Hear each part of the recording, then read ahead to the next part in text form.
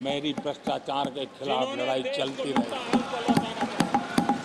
जिसने देश को लूटा है उनको लौटाना पड़ेगा। जिन्होंने देश को लूटा है उनको लौटाना पड़ेगा। जिसको जो आरोप लगाया, ये मैं देश को इस सदन की पवित्र जगह से वादा करता हूं। जिसको जो आरोप लगाना है लगा ले, लेकिन देश को लूटने नहीं दिया जाएगा और जो लूटा है वो लौटाना पड़ेगा। आदरणीय अध्यक्ष जी, देश सुरक्षा और शांति का एहसास कर रहा है। पिछले 10 वर्ष की तुलना में सुरक्षा के क्षेत्र में देश आज वाकई सशक्त हुआ है। आतंकवाद, नक्सलवाद एक छोटे दायरे में अब सिमटा हुआ है।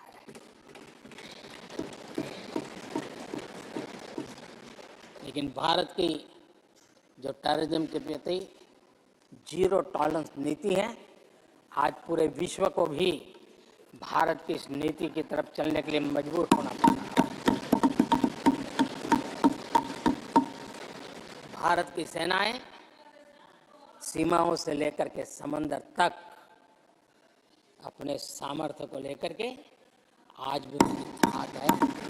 हमें हमारी सेना के पराक्रम पर गर्व होना चाहिए। हम कितना ही उनके मोरल तोड़ने की कोशिश करें, मुझे मेरी सेना पर भरोसा है। मैंने उनके सामर्थ्य को देखा है। कुछ राजनेता सेना के लिए वो हल्के फुल्के शब्द बोल दें, इससे मेरे देश की सेना डिमोरलाइज होगी, ये सपनों में कोई रहते तो निकल जाए। देश के मूड को वो खत्म नहीं कर सकते और किसी के एजेंट बन करके इस प्रकार की भाषा अगर कहीं से उठती है, देश कभी स्वीकार नहीं कर सकता है। और जो खुलेआम देश में अलग देश बनाने की वकालत करते हैं,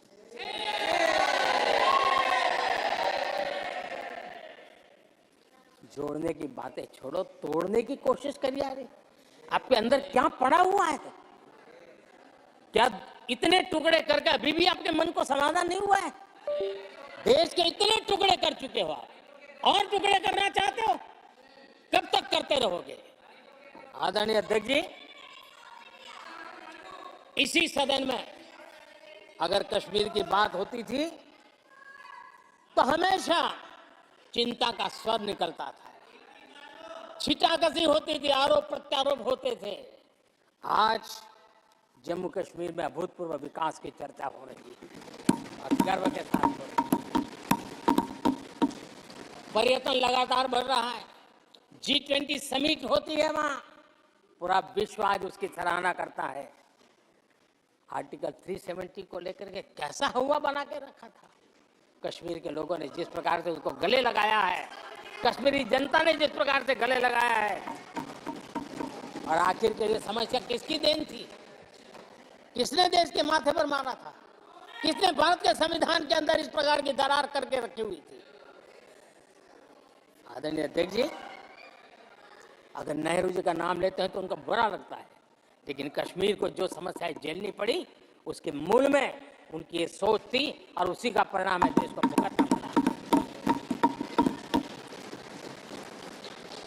जम्मू कश्मीर के लोगों को, देश के लोगों को नेहरू जी की गलतियों का बहुत बड़ी कीमत चुकानी पड़ी है। आदरणीय अध्यक्ष जी, वो भले गलतियां करके गए, लेकिन हम मुसीबतें झेल करके भी गलतियों सुधारने के लिए हमारी कोशिश जारी रखेंगे। हम रुकने वाले नहीं हैं। हम देश के लिए काम करने के लिए निकले हुए लोग हैं। हमारे लिए नेशन फर्स्ट है। आदरणीय अध्यक्ष जी,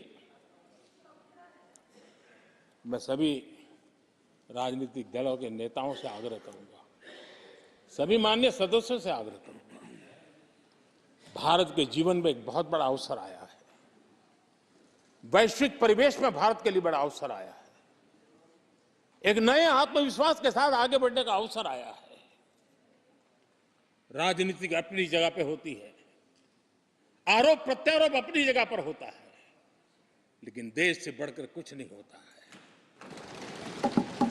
और इसलिए आइए मैं निमंत्रण देता हूं आपको, कंधे से कंधा मिलाकर के हम देश के निर्माण के लिए आगे बढ़े।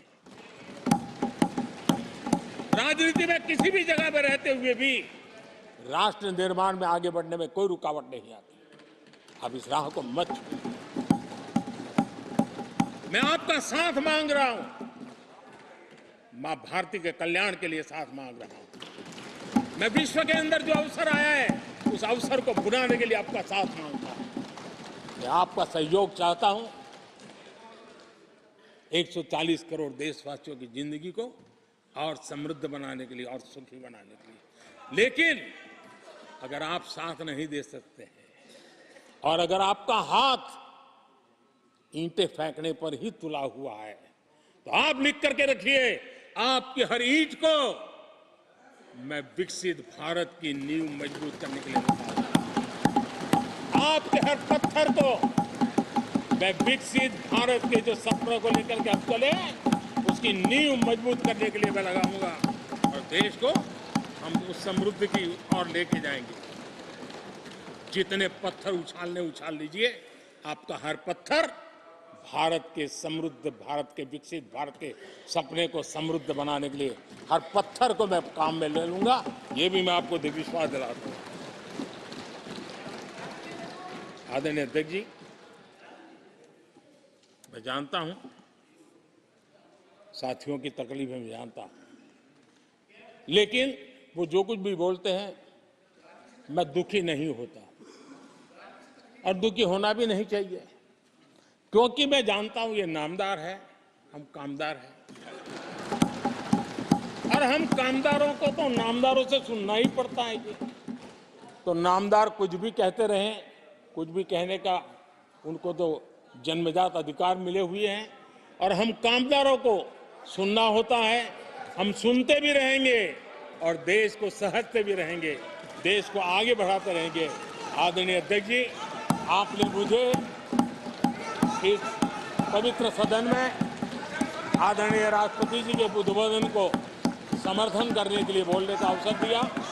मैं आदरणीय राष्ट्रपति जी के उद्बोधन को समर्थन देते हुए धन्यवाद प्रस्ताव पर आभार व्यक्त करते हुए मेरी वाणी को विराम देता हूं।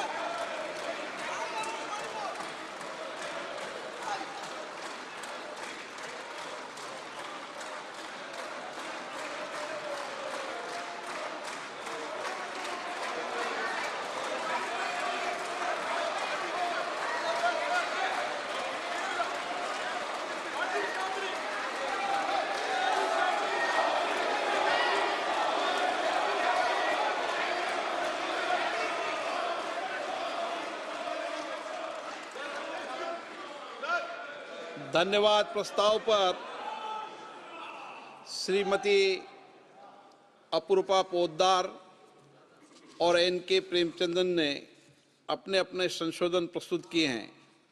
अब मैं सभी संशोधनों को एक साथ सभा के मतदान के लिए रखता हूं। प्रश्न है कि माननीय सदस्यों द्वारा प्रस्तुत सभी संशोधनों को स्वीकृत किया जाए। जो सदस्य इसके पक्ष में के हाँ कहें, जो विरोध में कहें ना कहें। मेरे विचार में निर्णय ना वालों के पक्ष में हुआ, ना वालों के पक्ष में हुआ, संशोधन अस्वीकृत हुए। अब मैं राष्ट्रपति जी के अभिभाषण पर धन्यवाद प्रस्ताव को सभा में मतदान के लिए रखता हूं। प्रश्न ये कि माननीय राष्ट्रपति जी की सेवा में निम्नलिखित शब्दों में एक समावेदन प्रस्तुत किया जाए कि इस सत्र में समवेत लोकसभा के सदस्य राष्ट्रपति जी के उस अभिभाषण के लिए जो उन्होंने 31 जनवरी 2024 को एक साथ समवेत संसद की दोनों सदन सभाओं के समक्ष देने की कृपा की है, उनके हम अत्यंत आभारी हैं। जो सदस्य